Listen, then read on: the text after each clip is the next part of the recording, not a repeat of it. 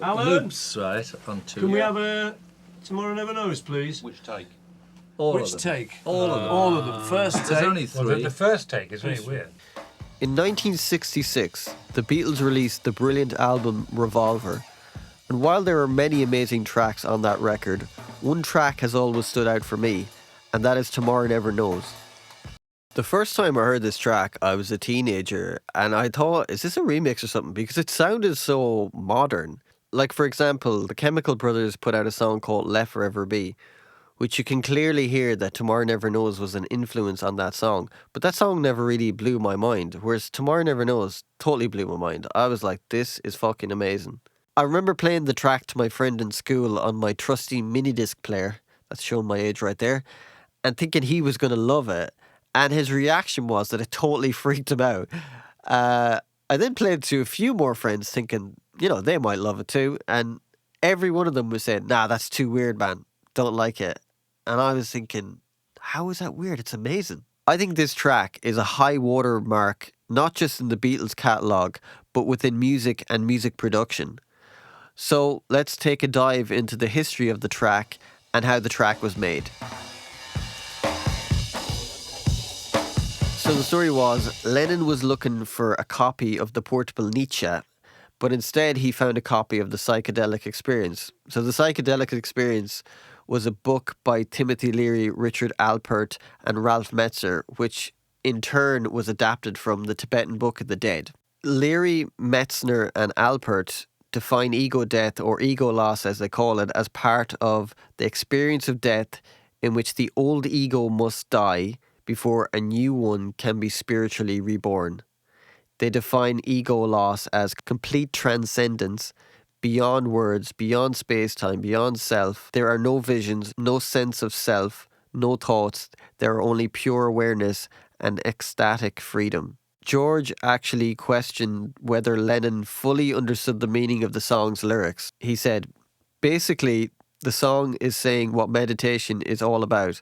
The goal of meditation is to go beyond waking, sleeping and dreaming. I am not sure if John actually fully understood what he was saying. He knew he was onto something when he saw those words and turned them into a song.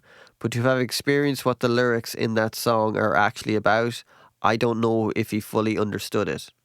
The first line of the song, turn off your mind, relax and float downstream, is taken from the Psychedelic Experience, which contained the lines, whenever in doubt, turn off your mind, relax, float downstream. There seems to be contradictory information with regards to the recording of Tomorrow Never Knows. For example, it was said the song was called The Void originally, but on the recording sheets in the tape box, it's labelled Mark 1. Lennon used one of Ringo's malapropisms. In a television interview in 1964, Ringo uttered the phrase Tomorrow Never Knows when laughing off an incident that took place in the British Embassy in Washington, D.C. Another malapropism that Ringo had said that was used in the song is A Hard Day's Night. People just smiling, you see. We had that in the other programme.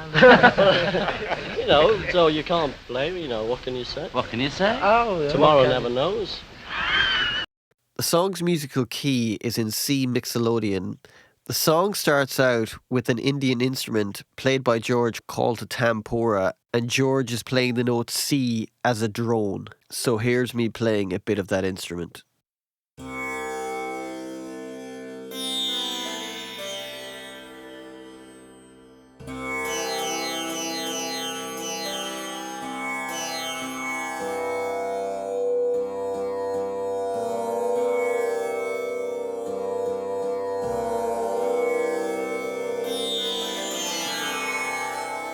Most of the time, the song is played on a C note, but it does move to B flat like I'm playing here.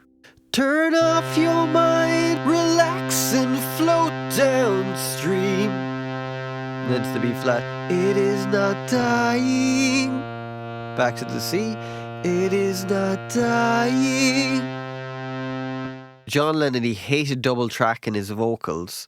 And people who don't know what double tracking is, basically you sing a line of a song and then you literally do a double take of it. So what it does is it thickens up your vocal, so it makes it just sound a bit bigger in sound.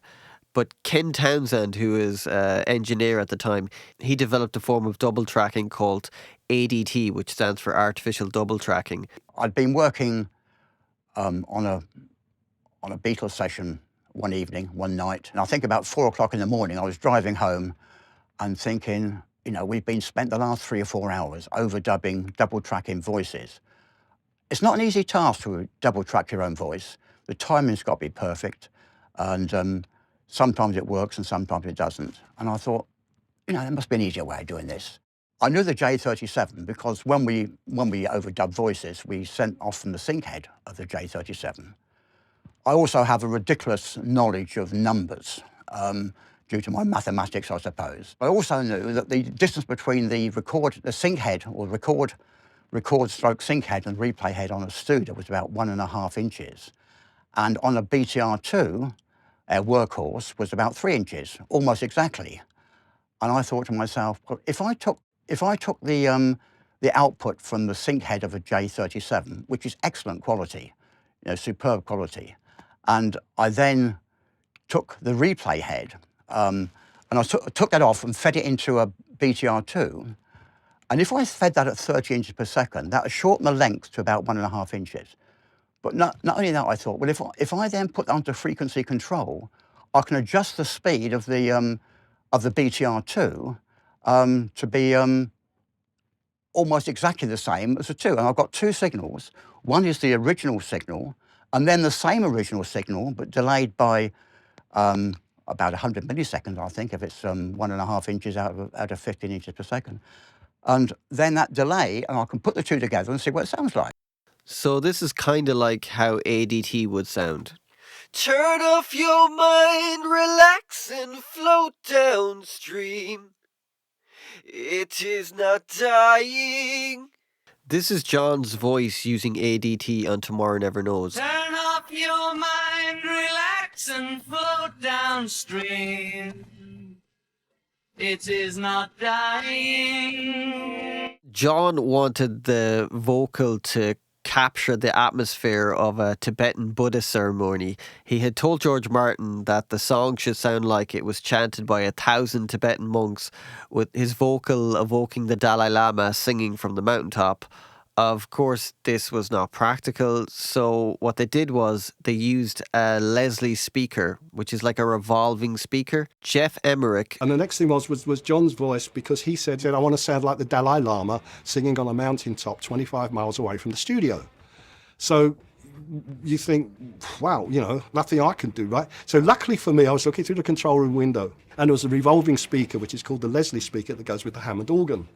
So I thought, well, if we can cut into the circuitry and get John's voice to go into that speaker, and as it's revolving, it'll give us the sound we want. We put John's voice through it, and it was just amazing, and he was just over the moon with it. And we actually saved it for the last verse. We didn't want to spoil the effect. When the concept was explained to Lennon, he inquired if the same effect could be achieved by hanging him upside down and then spinning him around a microphone while he sang into it, which would have been pretty hilarious. Unfortunately, I don't have a Leslie speaker here, but I do have a plug-in which I can try and see, can I get a similar sound.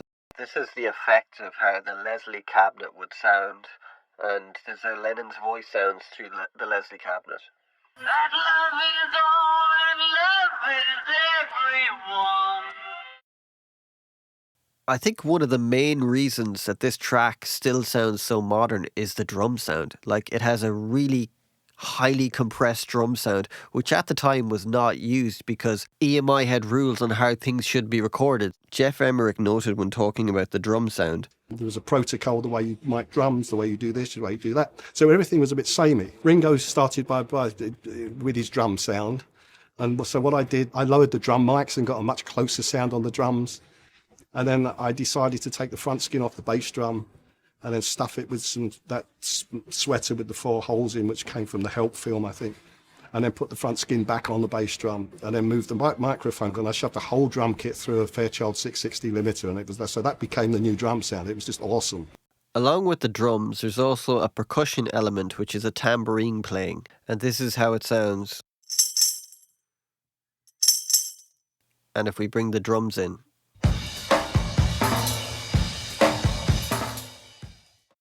Paul's bass gels really well with Ringo's drums, and it adds a nice foundation to the track.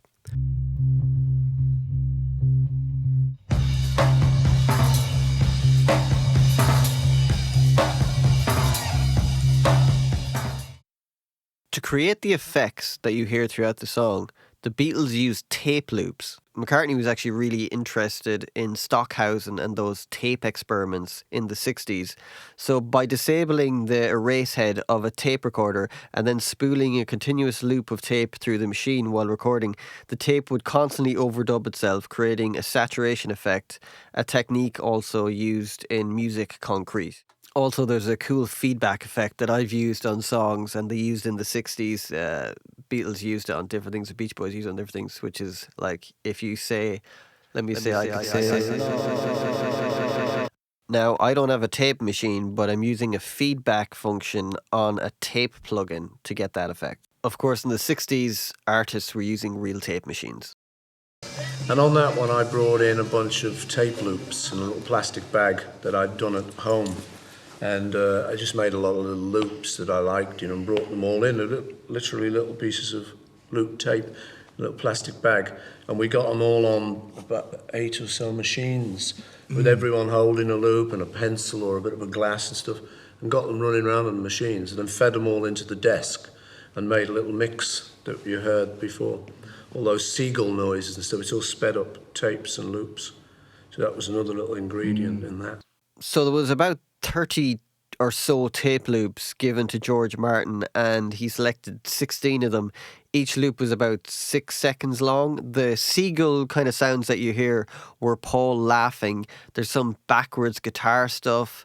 Seemingly there's a mellotron. There's loads of other stuff. According to author Ian MacDonald, the loops are as follows. A recording of McCartney's laughter sped up to resemble the sound of a seagull at 7 seconds. An orchestral chord of B-flat major, which enters at 19 seconds. A mellotron on its flute setting, which enters at 22 seconds. A mellotron string sound alternating between B-flat and C in 6/8 time, which enters at 38 seconds. And a sitar playing a rising scalic phrase recorded with heavy saturation and sped up at 56 seconds.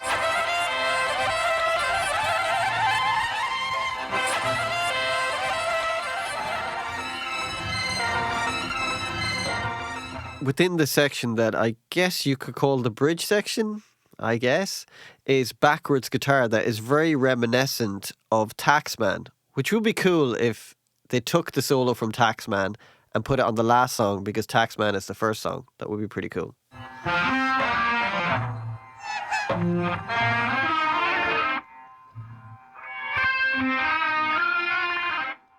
There is some conflicting information of what sounds or instruments were used to create the tape loops. In the 2006 book Recording the Beatles, Kevin Ryan and Brian Cahew, sorry, I probably said that wrong, Cahew, I don't know, list 2 loops of sitar recordings, yet rather than the mellotron that's listed before, they list a mandolin or acoustic guitar treated with tape echo. So who knows who's right, but it's actually kind of fun speculating what they used. To insert the tape loops onto the track, the loops were played through a BT or 3 tape machine. Each machine was monitored by one technician who had to hold a pencil with each loop to maintain the tension.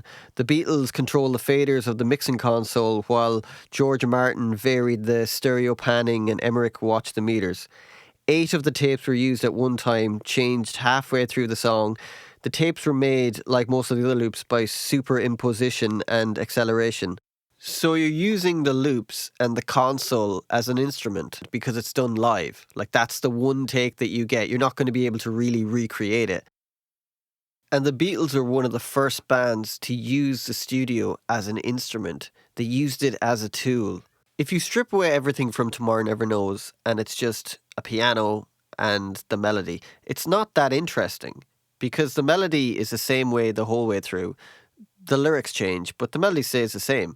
But it's when you add all those elements of the drums and the bass and the effects that it makes that hypnotic melody actually more interesting. It's the sum of its parts. And that's what's so great about Tomorrow Never Knows. It's the sum of its parts. Everything's adding something. Like, listen to the Mark 1 version of Tomorrow Never Knows. It's not great. I don't think it's that great. The melody is still the same, but it's everything that's built around it isn't as interesting as what we finally got. As I said at the start of the video, I think this is a high watermark in music production. And if you think about it, in 3 years, the Beatles went from writing She Loves You to Tomorrow Never Knows. They were the biggest band in the world at the time, and they were willing to take risks. And I wish a lot of bands who were massive nowadays would do the same. This song inspired so many artists, including myself. I have a new album just released called Moons Over Mountains. That is a shameless plug. I mean, yeah, sorry. But anyways, there's a song on my album called Kaleidoscope, and the first half of it is completely inspired by Tomorrow Never Knows.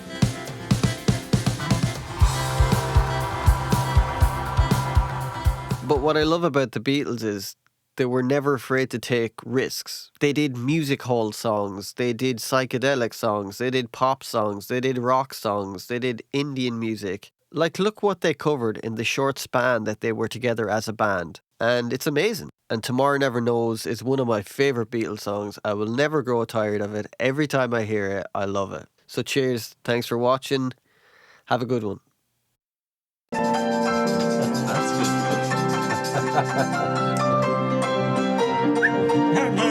That's that piano down there. Was that you? I don't know, it sounds like you. It could be me. It sounds like you. Sooty. Yeah. Ever so funny. Well, there you go. That's how we did it, really.